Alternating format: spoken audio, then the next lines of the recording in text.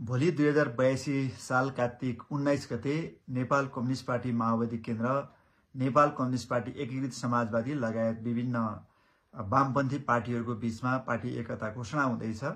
यो सन्दर्भमा सृजित विभिन्न जिज्ञासाहरूका सवालमा तत्कालीन नेकपा माओवादी केन्द्रबाट उठेका आवाजहरूलाई सम्बोधन गर्न केही धारणाहरू राख्दैछु। पहिलो कुरा, नेपाल कम्युनिस्ट पार्टी माओवादी केन्द्रले आफ्नो नाम पनि छोड्यो, सिद्धान्त पनि छोड्यो, पार्टीको चुनाव चिन्ह पनि छोड्यो, सबै छोडेर माओवादी नै छोड्यो भन्ने जस्तो एउटा भ्रम चाहिँ अहिले स्थापित गर्ने कोसिस पनि भइराखेको छ। यो सन्दर्भमा म के राख्न चाहन्छु संक्षिप्तमा भने, हामीले हाम्रो आन्दोलनलाई छोडेका छैनौँ, हाम्रो इतिहासलाई छोडेका छैनौँ र हाम्रो उद्देश्यलाई छोडेका छैनौँ। खास गरिकन हाम्रो रणनीतिलाई हामीले छोडेका छैनौँ। त्यो रणनीति भनेको नेपाललाई समाजवादी मुलुकमा विकास गरेर लिएर जाने हो र त्यो समाजवादी मुलुकमा विकास गरेर लिएर जानको लागि हामीमा कम्युनिस्ट शक्ति हामीले आर्जन गर्नुपर्ने हुन्छ, हाम्रा शक्तिलाई केन्द्रीकरण गर्नुपर्ने हुन्छ। त्यसकारणले हाम्रा प्राविधिक कुराहरूले हाम्रा सैद्धान्तिक कुराहरूलाई र रणनीतिक कुराहरूलाई सेवा पुर्याउनु पर्छ। हामीले 2052 सालमा 51 सालमा नेपाल कम्युनिस्ट पार्टी माओवादी स्थापना गर्दा दीर्घकालीन जनयुद्धमा जानुपर्ने भएको, दीर्घकालीन जनयुद्धको सिद्धान्तको प्रतिपादन कमरेड माओले गर्नुभएको र माओका योगदानहरूलाई संश्लेषण गरेर माओवादको रूपमा स्वीकार गर्ने, स्थापित गर्ने हिसाबले हामीले त्यो रूप पक्ष चाहिँ सिद्धान्तको रूप पक्ष के अरे सार पक्ष रूपमा अभिव्यक्त होस् भनेर पार्टीको नाम नेकपा माओवादी राखियो। किन भन्दा त्यसको ओजमा, गरिमामा र त्यसको शक्तिमा हामीलाई जनयुद्ध गर्नु थियो। त्यसको अर्थ हामी माओवादी मात्रै थिएनौँ, हामी मार्क्सवादी थियौँ। खासमा कम्युनिस्टहरू मार्क्सवादी हुनुपर्छ र 62 सालमा हामीले 62-63 मा जनयुद्ध सम्पन्न भइसकेपछि 2063 साल मङ्सिर 5 गते शान्ति सम्झौता गर्दा नै हामीले नेपालमा जनयुद्धको समापन गरेका हौँ। जनयुद्धको समापनसँगै एक हिसाबले भन्ने हो भने दीर्घकालीन जनयुद्ध गर्ने माओवादी को चाहिँ त्यो दीर्घकालीन जनयुद्धको रणनीति त्यति बेलै हामीले स्थगित गरेको हो र त्यसपछि हामी शान्तिपूर्ण प्रतिस्पर्धा मार्फत चाहिँ राजतन्त्रको अथवा सामन्तवादको प्रमुख सत्ता राजतन्त्रको अन्त्य गरिसकेपछि अब हामीले बाँकी कार्यक्रमहरू चाहिँ शान्तिपूर्ण प्रतिस्पर्धाको माध्यमबाट पुरा गर्न सकिन्छ भनेर हामीले जनयुद्धलाई समापन गरिसकेको अवस्था हो। त्यसको अर्थ हामीले मार्क्सवाद छोडेको पनि होइन, लेनिनवाद छोडेको पनि होइन र माओका योगदानहरूलाई हामीले छोडेको पनि होइन। यो सबै कुरालाई हामी नेपालको सन्दर्भमा अहिलेको आवश्यकता अनुसार राम्रा पक्षहरूलाई सिद्धान्तको रूपमा लिएर नै जान्छौँ। तर अहिले देश धेरै नै फरक अवस्थामा, संसार धेरै फरक अवस्थामा गइसकेका छ, देश धेरै फरक अवस्थामा गइसकेका छ र हामीले अहिलेको नयाँ पुस्ताको आवाजलाई पनि सम्बोधन गर्नुपर्ने छ। नेपालमा विभिन्न समूहमा विभाजित भएको कम्युनिस्ट आन्दोलनलाई पनि एकताबद्ध गर्नुपर्ने अवस्था आवश्यकता हाम्रो अगाडि आएको छ र हाम्रा नामकै कारणले, हाम्रा चुनाव चिन्हकै कारणले ती रणनीतिक कुराहरूलाई ओझेलमा हामी पार्न सक्दैनौँ र हाम्रा प्राविधिक कुराहरू रणनीतिलाई सहयोग पुर्याउने खालको हुनुपर्छ भन्ने हेतुले हामीले पार्टीको नाम पनि परिवर्तन गर्ने र चुनाव चिन्ह पनि केही प्राविधिक हिसाबले अप्ठ्यारो र पार्टीकै झन्डालाई चुनाव चिन्ह बनाउने जुन हामीले बनाएर आएका थियौँ र त्यो हिसाबले पनि केही अप्ठ्यारो हामीलाई भइराखेको थियो र यो दुवै कुरा फेर्ने बहस पार्टीमा लामो समयदेखि चलेको थियो र अहिले आएर विभिन्न कम्युनिस्ट पार्टीहरूको बीचमा एकता हुँदा हामीले के निष्कर्षमा पुग्यौँ भने वास्तवमा हामी कम्युनिस्ट हौँ।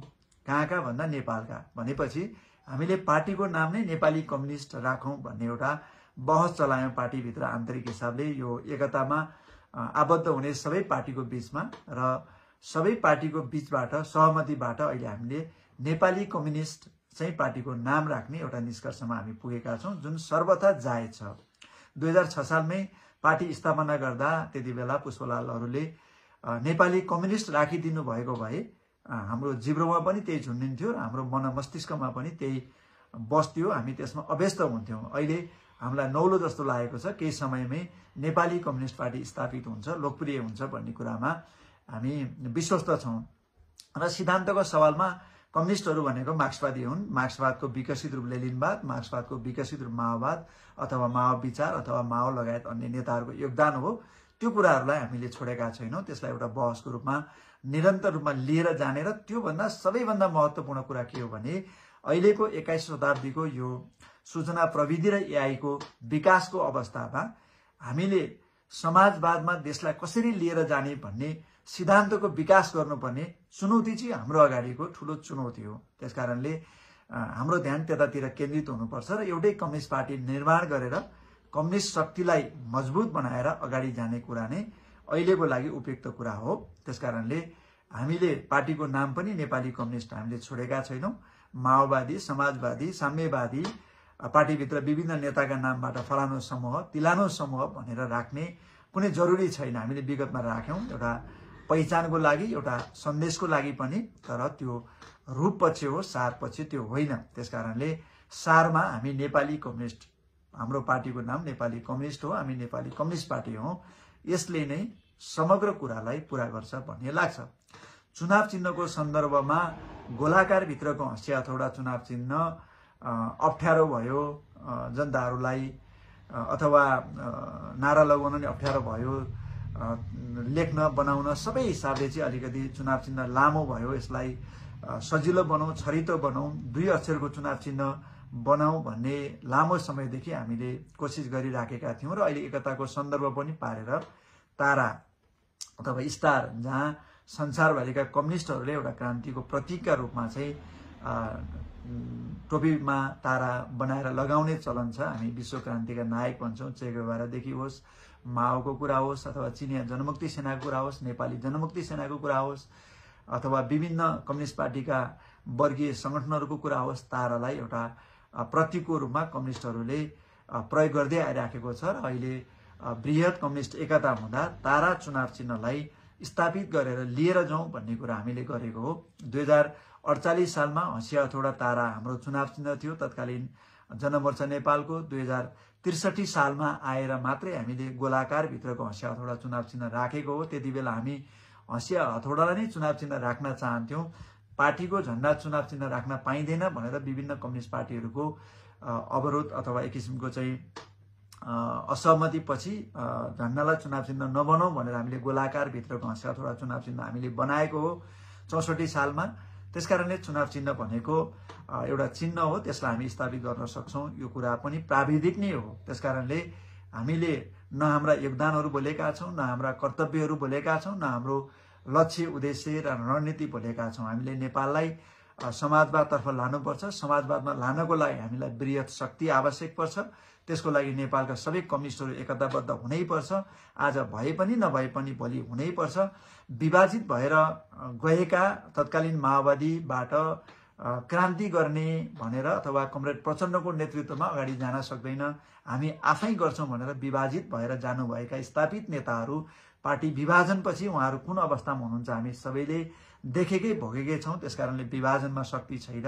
विभाजित पार्टी नेपालमा स्थापित भएको पनि छैन। चाहे काङ्ग्रेस विभाजन हुँदा होस्, चाहे तत्कालीन एमाले 2054 सालमा विभाजन हुँदाको कुरा होस्, चाहे 2069 पछि पटक पटक माओवादी पार्टी विभाजन हुँदाखेरि होस्, विभाजित भएको पार्टी सफल भएर आएको इतिहास छैन। एकताबद्ध भएकै पार्टी सफल भएको छ। 2074 सालमै हामीले तत्कालीन माओवादी केन्द्र र एमाले बीच पार्टी एकता गरेकै हो। त्यसलाई पार्टी कार्यकर्ताले पनि अनुमोदन गरेको र नागरिक स्तरबाट पनि निर्वाचनमा बहुमत दिलाएर अनुमोदन गरिएकै हो। तर हाम्रो पार्टीभित्रकै आन्तरिक समस्याको कारणले हामीले त्यो एकतालाई बचाउन सकेनौँ। त्यसको अर्थ त्यो एकता गलत थियो भन्ने होइन, तरिकामा केही कमी कमजोरीहरू थिए होला र एकता सही नै थियो। त्यही एकताको निरन्तरताको रूपमा र भोलि पनि कम्युनिस्टहरू बीचमा एकता हुनैपर्छ भन्ने उद्देश्यका साथ यो एकता गर्न लागि हो।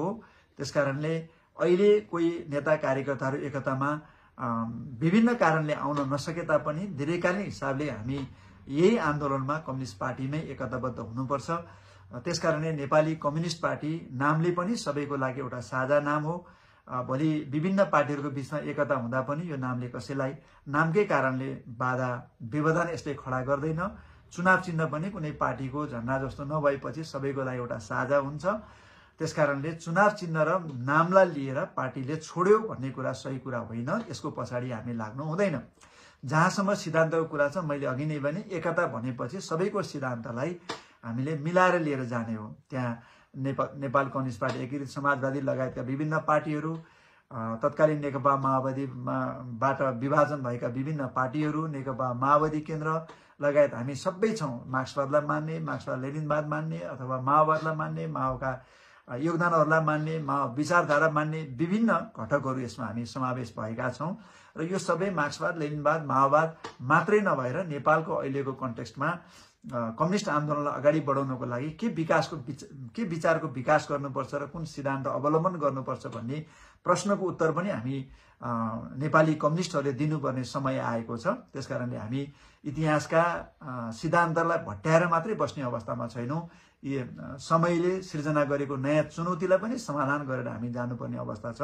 त्यसकारणले यो बृहत कम्युनिस्ट पार्टी एकताको अभियान हो, प्रारम्भ हो। माओवादी र समाजवादी लगायतका हामी केही पार्टीहरू एकता भएर मात्रै यसको उद्देश्य पुरा हुँदैन। अझै पनि यसलाई एउटै कम्युनिस्ट पार्टीको रूपमा विकास गरेर जानुपर्छ। अहिले कसैलाई यो विषय प्रियकर नलाग्न सक्छ, यो सही नलाग्न सक्छ, तर समय क्रमले यो सबै कुराको पुष्टि गर्छ। विगतमा पनि एमाले र माओवादी एकता होला भन्ने कुरा धेरैको कल्पनामा थिएन, त्यो भयो। त्यसकारणले भोलि पनि सम्भावनाका ढोकाहरू खुल्लै रहन्छ। तर नहुँदासम्म हामीले यो नेपाली कम्युनिस्ट पार्टीलाई सुदृढ गर्दै लिएर जाने हाम्रो आफ्नो उद्देश्यमा हामी प्रतिबद्ध छौँ। हामी यसमा उत्साहित छौँ र सबै यो हाम्रो आन्दोलनलाई खास गरिकन तत्कालीन नेकपा माओवादी, समाजवादी लगायत विभिन्न पार्टीमा आस्था राख्नुहुने, विश्वास राख्नुहुने सबै कार्यकर्ता, समर्थक, शुभेच्छुक र आम नागरिकहरूमा हामी के आह्वान गर्न चाहन्छौँ भने हाम्रो यो उद्देश्य पवित्र छ। यसलाई कतैबाट पनि नकारात्मक दृष्टिले हेर्न जरुरी छैन। तपाईहरू सबैको साथ सहयोगबाट हामी नेपाली कम्युनिस्ट शक्तिलाई सच्चा कम्युनिस्ट शक्ति निर्माण गरेर जानेर यो राष्ट्रको सेवाको लागि, देशको सेवाको लागि काम गर्ने एउटा शक्तिको रूपमा विकास गरेर जानको लागि हामी क्रियाशील रहनेछौँ। हामी प्रतिबद्ध छौँ, हामी प्रेरित छौँ र आगामी दिनमा यहाँहरू सबैको साथ र सहयोग रहनेछ भन्ने विश्वास व्यक्त गर्न चाहन्छौँ। केही नयाँमा जाँदा जोखिम हुन्छ, नयाँमा जाँदा सुरुमा अप्ठ्यारो पनि लाग्छ, तर बिस्तारै मान्छेले बनाएको पार्टी हो, हामीले बनाएको पार्टी हो। हामीले उद्देश्यलाई हेर्नुपर्छ, यो नाम, चुनाव चिन्ह लगायतका प्राविधिक कुराहरूमा हामी अल्झिनु हुँदैन भन्ने सबैलाई पार्टी एकताको यो अभियानमा साथ दिनको लागि र खुसी हुनको लागि अनुरोध गर्न चाहन्छु। धन्यवाद, अभिवादन, नमस्ते।